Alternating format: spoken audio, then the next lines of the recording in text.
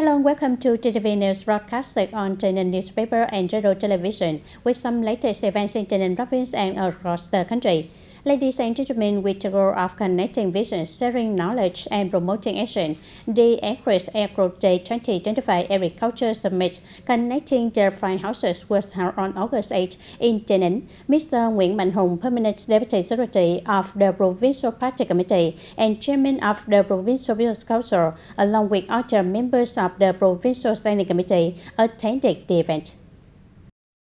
The summit theme Comprehensive Synergy, Elevating the Future of Agriculture was organized by TayNinh Provincial People's Committee in coordination with Thanh Công Biên Hòa Joint Stock Company, Agris, and Ho Chi Minh City University of Agriculture and Forestry.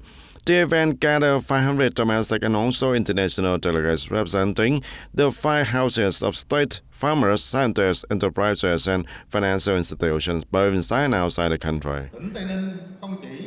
TayNinh Province is not only focusing on developing industry, trade, and services, but also strongly transforming its agricultural sector, recognizing it as a key pillar for the province's sustainable socio-economic development strategy, with about 600,000 hectares of agricultural land.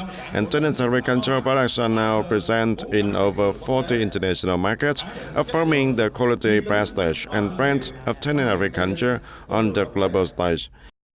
And he also affirmed that TayNinh is committed to onwards accompanying and creating the most favorable conditions for the partners and enterprises investing in the province, as well as deploying scientific and technological applications and innovation across all fields of local life and production. At the summit, the representatives of the five houses discussed the key topics such as global food security, Vietnam agricultural potential and breakthrough policies, digital transformation and innovation in agriculture, and the three pillars shaping new sustainable agricultural value chains, rebuilding sustainable agricultural value chains through innovation and digital transformation, green capital, the foundation for sustainable agricultural ecosystem, and innovation in agriculture and food technology, enhancing the value of Vietnamese agricultural products internationally. The summit served as a platform to create practical solutions with a long-term impact, helping reposition the Vietnamese agricultural products and enabling Vietnam to play a proactive and leading the role in the global agricultural value chain. This reflects TayNinh Province's determination to promote an innovative ecosystem that builds a comprehensive agricultural sector balance between productivity, sustainability, and social responsibility. At the summit, Thanh Công Biên Hòa Agris Joint Stock Company also signed cooperation agreements with the representatives from the state, farmers, scientists, enterprises, and financial institutions, both domestic and international. As part of the 2025 investment promotion mission to Japan, a delegation from TayNinh Province led by Mr. Nguyễn Hồng Thanh, member of the Provincial Party Standing Committee and Vice Chairman of the Provincial Business Committee, paid a courtesy visit to the Vietnamese ambassador to Japan and met with Japanese businesses before concluding the trip with several positive outcomes. Vice Chairman Nguyễn Hồng Thanh expressed deep appreciation to Ambassador Phạm Quang Hiếu and the staff of the Vietnamese Embassy in Japan for their continued support in strengthening cooperation between TayNinh and Japanese partners. With a spirit of openness and collaboration, TayNinh hopes to receive further support from the Embassy in promoting the province's potential, connecting with businesses, and fostering cooperation in mutually beneficial sectors. Ambassador Phạm Quang Hiếu affirmed the embassy's commitment to acting as a bridge, supporting TayNinh in promoting its image and expanding cooperation with Japanese partners, thus contributing to the strengthening of the comprehensive strategic partnership between Vietnam and Japan. Earlier in Tokyo, TayNinh delegation visited and worked with Polymer Group. Initial discussions between Polymer and Saigon VRG Investment Corporation, the developer of the Phước Đông Industrial Park, revealed strong alignment in infrastructure development goals and industrial expansion needs, both for export and domestic markets. The provincial leadership raised Polymer's production capabilities and technology, affirming that TayNinh is ready to cooperate and committed to creating the most favorable conditions for Japanese businesses to explore and implement investment projects in the province. Ladies and gentlemen, on the afternoon of August 8, TayNinhTV Provincial Economic Zone Authority held a working session with Total Industrial and Urban Development Trust Company to inspect and finalize preparations for the groundbreaking ceremony of Total Industrial Park Infrastructure Project scheduled from August 9. Covering with over 170 hectares with a total of investment of nearly 3,000 billion Vietnam dong, the Total Industrial Park is one of the province's key projects and has been selected as the commemorative project for the 90th anniversary of Vietnam's National Day, September 2nd. And thanks to its strategic location and strong investment potential, the project is expected to create breakthroughs in industrial development and contribute significantly to the social, economic growth of the province and the region. At the meeting, Mr. Trương Thanh Liêm, Head of the Economic Joint Authority, instructed on involved parties to focus efforts on completing on preparation, ensuring the safety, environmental standards, and infrastructure readiness for the ceremony. He also directed specialized departments to continue close coordination with the investor to promptly restore and install during implementation, while ensuring the technical standards, progress, and quality in line with the commitments. Ladies and gentlemen, after the implementation of the two-level local government model in TayNinhTV province, many localities have seen changes in managing and implementing social welfare policies. At the commune level in particular, the payment of pensions, social insurance, and monthly allowance for policy beneficiaries has not only been maintained, but improved in both form and methods. A report from Vĩnh Châu Camille. For over 2 years, Mr. Huỳnh Công Thanh, our monthly allowance recipient, has been receiving payments via bank transfer. According to him, this method is much more convenient than having to visit the commune office. Receiving payments via bank transfer is very convenient, saving both time and hassle for me and the local staff. In Vĩnh Châu Commune, there are currently 115 monthly policy beneficiaries, including 378 receiving social protection support. Notably, 100% now receive payments via bank transfer. Since the implementation of the two-level model, social welfare disbursement has been handed over to commune authorities, allowing for more proactive beneficiary review, list updates, and issue handling. Transferring the payment directly to my account is much easier than going to the commune office and signing paperwork. It ensures prompt and timely payments to my family. Since the restructuring, commune leaders have paid close attention and directed staff to manage beneficiaries and continue implementing non-cash welfare payments effectively. TayNinhTV province currently has over 41,800 people receiving pensions and social insurance benefits, ensuring the continuity of social welfare payments after the restructuring has not only stabilized residents' life, but also from the commune level government's effective role under the two-level local governance model.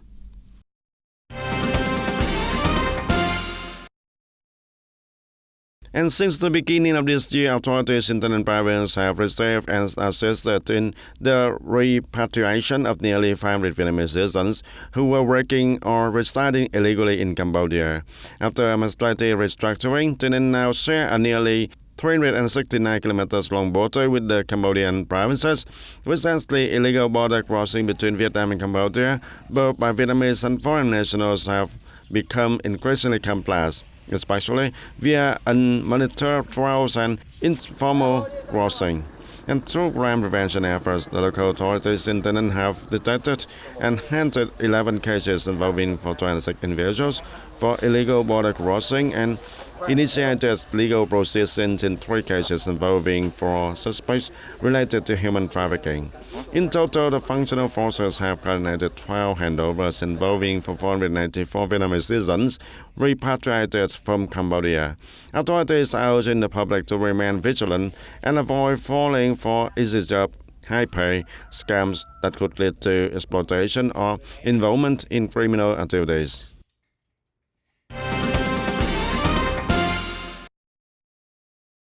According to TayNinhTV Provincial Business Committee, state budget revenue in the first 7 months of 2025 reached 31.724 trillion Vietnam dong, a 39.5% increase compared to the same period last year. The growth is attributed to the province's push for digital transformation in public finance, including the widespread adoption of e-tax mobile, electronic invoicing, and state budget management software. Notably, from July 1, 2025, personal ID numbers have been used as tax codes, helping unify database and improve tax management amid the rise of digital business and e-commerce. In the remaining months of 2025, local authorities will intensify efforts to meet budget targets, enhance communication, reform administration, prevent tax loss, and support sustainable business growth.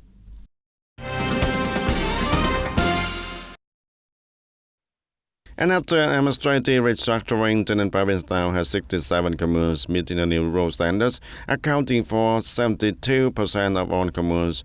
Additionally, 5 communes have achieved advanced new rural status, making up to 6% of the total.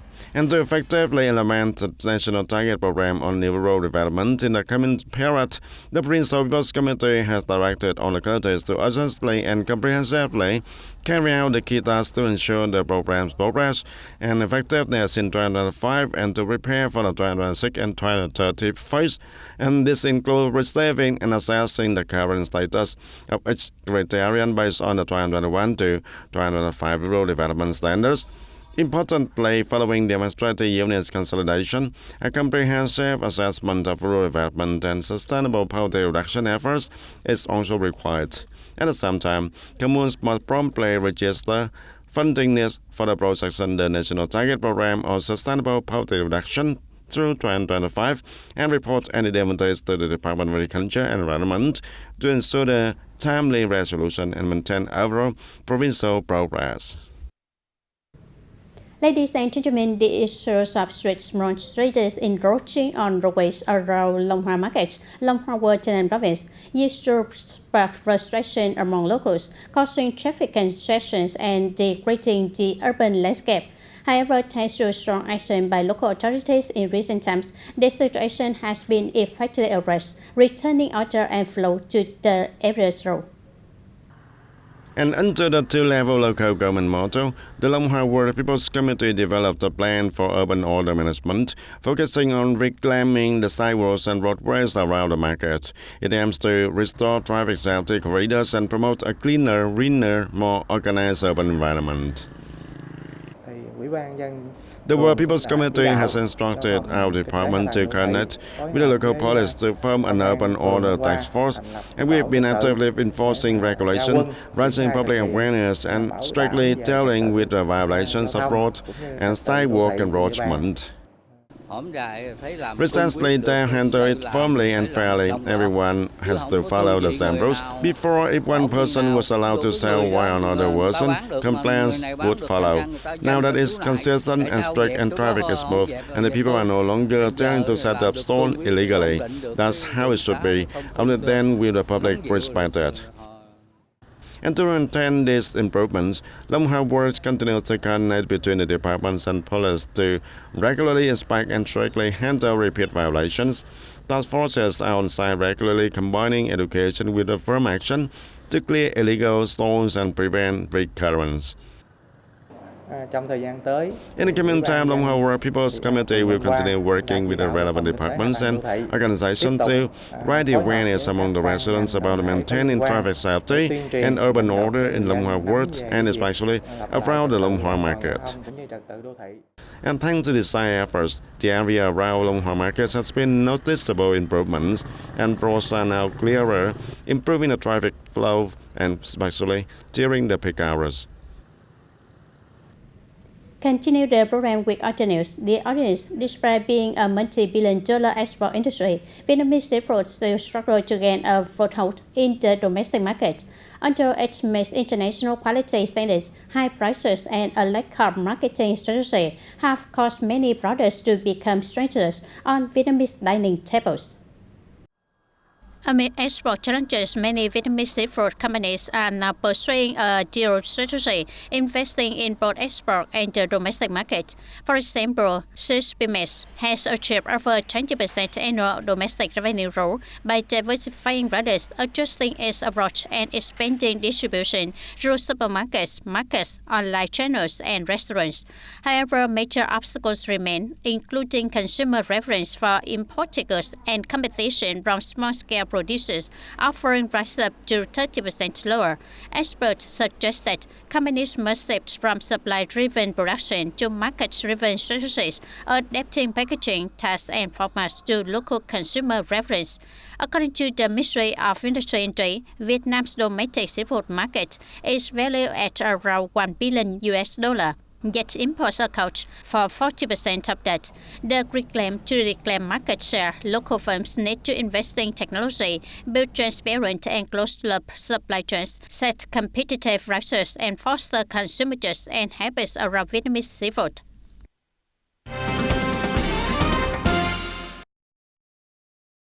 And to enhance tourism promotion after administrative restructuring, the TayNinhTV Tourism Promotion Center has proactively invested in and launched a modern digital infrastructure system, significantly improving its communication and outreach efforts.